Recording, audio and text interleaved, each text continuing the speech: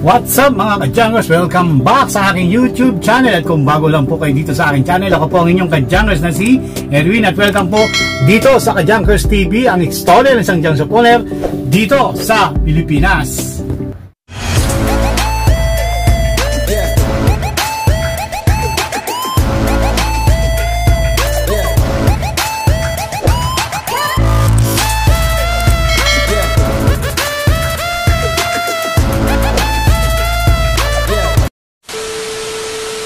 And today's video mga ka-Jungers, magandang umaga sa inyo. Sa may paling naman doon, ang araw po ngayon ay Monday, November 17 na po mga ka-Jungers, no? So kamusta sa inyong lahat? May isang buwan tayo hindi nakapag-upload dahil nagka-problema tayo. Itong cellphone na video na ginagamitan ko, cellphone na ginagamit ko sa pang-vlog ay naiwan ko sa Naga, sa Bicol, no? Naiwanan ko to ng 2 linggo. So, nung nakuha ko siya, hindi agad ako nag-upload ng video kasi may mga ini-edit ako dun sa ina-upload ko dun sa akin Facebook, no? So, yun, at i-share ko lang sa inyo para malaman yung bakit ako hindi nakapag-upload ng 1 buwan. So, dito sa video nito mga ka-Jungers, no, para hindi masayang yung panonood, ay magpa-plus update tayo ng presyo ng scrap computers doon sa ating nirerektahan mga ka-Jungers, no? So, kagahapon, Sunday, nagsadya ako doon para malaman kung magkano na nga ba ang mga presyo ng mga computer scrap, no? So mayroon ako i-share sa inyo yung mga basic na klase ng mga computer na ibibigay ko sa inyo sa mga presyo nila sa ngayon. So effective tong price nila ay nung October 20 pa. So hanggang ngayon ito pa rin yung tumatakbong presyo nila doon, no? So ibibigay ko i-share ko sa inyo yung mga basic lang. So marami-rami ito. Nasa 24 na klase ng computer yung binibili nila, no? So hindi lang to, mas marami pa to. Ang i-share ko lang sa inyo, yun nga, yung mga basic lang, no?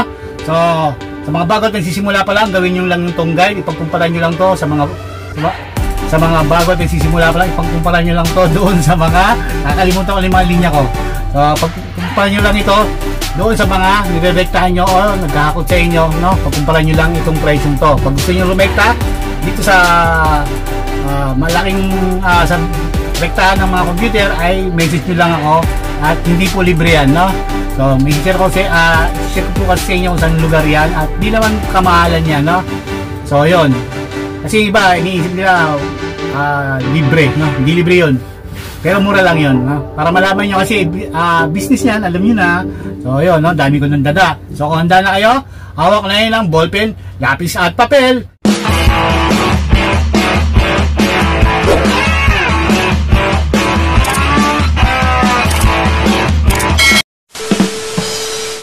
Magsisimula na tayo sa presyo ng IC board. Dahil ang presyo ng IC board doon sa ating rektahan ay 440 na mga ka-Jungers per kilo. At sinusundan yan nung TV board. Ang presyo na ng TV board doon sa ating rektahan ay 54 pesos na mga ka-Jungers per kilo. At yung pangatlo, MB o motherboard double chips, ang presyo niya doon sa ating rektahan ay 770 pesos per kilo. At yung single chips na motherboard ay 495 pesos per kilo. At ang memory A nasa 3,400, sorry. Ang memory A ay nasa 3,400 per kilo at ang memory B nasa 1,800 per kilo. At yung pampito natin na sinusundan niyan ay yung memory slot. Ang presyo niyan ay 500 pesos per kilo. At yung pangwalo, CDR board, ang presyo niyan sa ating rektahan ay 1,045 pesos per kilo. At yung pang-siyam natin ng LCD board ay 970 pesos per kilo. So, punta na tayo sa pang-10, ang B-card. Hindi ko alam kung ano yung B-card, nakakalimutan ko lang kasi hindi ko mga ka-Jungers kakabisado na ang mga computer parts, no? Hindi ko nakabisado yan. Dati kabisado ko ngayon, hindi ko na alam. So, yung mga pinagsasabi ko rito, style nyo na lang, no? So ang B-card, hindi ko alam, kalimutan ko yung B-card eh. So ang B-card ay B-card clean ay ang presyo niyan doon sa ating rektahan ay 1,250 pesos per kilo. At yung pang-11, laptop A, board to ng laptop ang laptop A ay 1,940 pesos per kilo. At yung laptop B, 1,250 pesos per kilo. At yung laptop C, nasa 585 pesos per kilo. So punta na tayo sa pang-14, yung HD board o tinatawag na hard disk. Yun, no? Ito alam mo to. No, ang hard disk board ay 2,100 2,105 pesos per kilo. So ang taas, no? So ang pang 15 natin yung HD na buo. So ito yung buo na hindi binaklas na pinagkuhaan ng motherboard, ng hard disk, no? So ang HD na buo ay 185 pesos lang per kilo, kaya tastasin nyo na lang, no? Sayang din. Tapos ipunin lang, no? So punta na tayo sa IC Clean. Ang presyo ng IC Clean doon sa ating rekta ay 715 pesos per kilo. So ang pang 17 natin ay yung motherboard. Ang presyo nito sa ating rekta ay 535 pesos per kilo. So punta na tayo sa processor.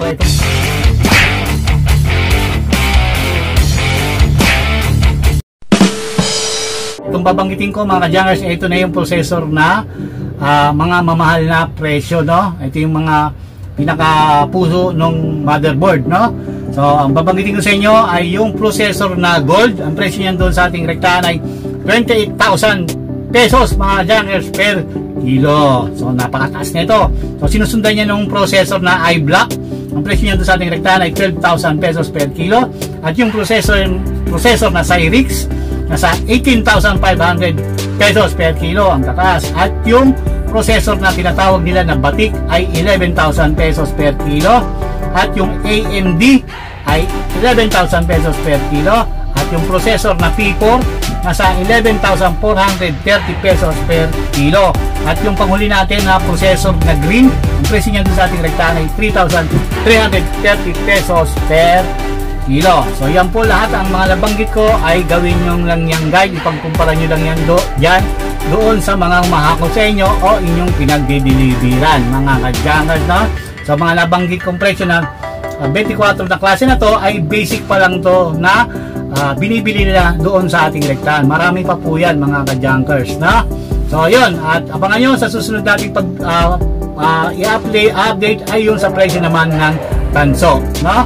So comment lang down below para sa mga gusto ninyong malaman na presyo. So muli, sana nagustuhan nyo ating video for today. Kung nagustuhan nyo naman, paki-like naman. At kung di pa kayo nakapag-subscribe dito sa ating channel, click yung subscribe button, hit notification bell para ma-update po kayo sa mga bagong i-upload ko pang mga video. So muli, ako ang inyong ka-jungers na si Erwin. At kita tayo sa sunod. See you on my next vlog. Bye bye mga ka-jungers. Peace out. Yo, I'm back.